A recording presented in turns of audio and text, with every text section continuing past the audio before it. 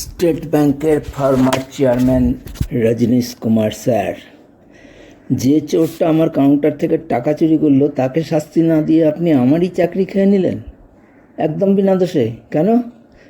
চোরের প্রতি আপনার কী দুর্বলতা? আপনি আপনার ওই দুটো ইডিয়ট অফিসারকে দিয়ে এত অত্যাচার করালেন কেন? আপনার কি একটুও লজ্জা নাই? দয়া মায়ার কথা আমি বলবো না, আপনার বা স্টেট ব্যাংকের ইডিয়টগুলোর কোনো সাহায্য বা সমর্থন বা দয়ার প্রয়োজন আমার নাই। আমি এমন কাজ কখনোই করি না যে আমার নিরাপত্তার জন্য অন্য কারোর দয়ার প্রয়োজন হয়। যদি ভুল হয় স্বীকার করে নিতে আমার অসুবিধা হয় না, কিন্তু আপনি তো ইডিয়টগুলোকে দিয়ে আমার উপর সীমাহীন অত্যাচার করালেন, অকল্পনীয় মিথ্যাচার করে আমার চূড়ান্ত অপমান করালেন। আপনারা কি একজন কাস্টমারের দয়ায় ব্যাংক চালান, যার কর্মচারী ব্যাংক থেকেই টাকা চুরি করে ধরা পড়ে? আপনার নির্দেশ ছাড়া দেশের 2.5 লক্ষ কর্মচারী সবাই কি করে একটা চোরের সমর্থনে মুখে কুলু পেটে থাকে?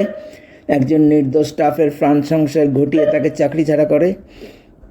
কী করে এই ননসেন্সগুলো একজন স্টাফকে ওইভাবে হুমকি দেয়, মিথ্যা কথা বলে অপমান করে? শুধু স্টাফ বলেই না, আমি তাদের চেয়ে বয়সেও চাকরিতে কত সিনিয়র তাদের কোনো ধারণা নাই।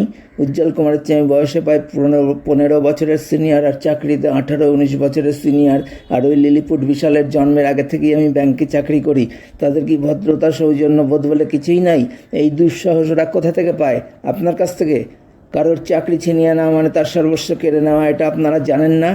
এটা একজনকে মেরে ফেলার চেয়েও যন্ত্রণাদায়ক। স্টেট ব্যাংকের স্টাফ অফিসারদের কি সামান্যতম লজ্জাবোধ বা মনুষ্যত্ব নাই? স্টেট ব্যাংকের 2.5 লক্ষ কর্মচারী কি করে মেরুদণ্ডহীন কাপুরুষ ও নপুংসক হয়ে যায়?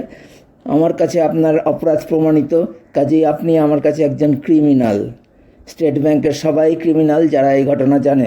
এটা সামান্য একটা ঘটনা নয়, এটা একটা নজিরবিহীন চক্রান্ত ও জঘন্যতম অপরাধের ঘটনা। এত বড় ব্যাংক, ব্যাংকেরই কাউন্টার থেকে টাকা চুরি করা চোরের সঙ্গে আঁতাত ও চক্রান্ত করে নিজেদের নির্দোষ ক্যাশিয়ারকেই চাকরি ছাড়া করে, এরকম নজির দেশে আর আছে বলে আমার জানা নাই। আমার মধ্যে ইদানিং একটা ধ্বংসের প্রবৃত্তি কাজ করে। আমার পরিবারের অনেক কিছুই ধ্বংস হয়ে গেছে। যদি কখনো মনোবল হারিয়ে অবসাদে জীর্ণ হয়ে আমি একা কিংবা সপরিবারে আত্মঘাতী হই, তাহলে রজনীশ কুমার, আপনি, ওই শয়তান চিফ ম্যানেজার উজ্জ্বল কুমার, সিসি ম্যানেজার বিশাল কুমার, পার্থ চক্রবর্তী, তখনকার মালদার RM ব্যাংকের খুবই ইম্পর্ট্যান্ট কাস্টমার বিষ্ণু ঘোষ এবং ওই চোরটা সবাই দায়ী থাকবেন।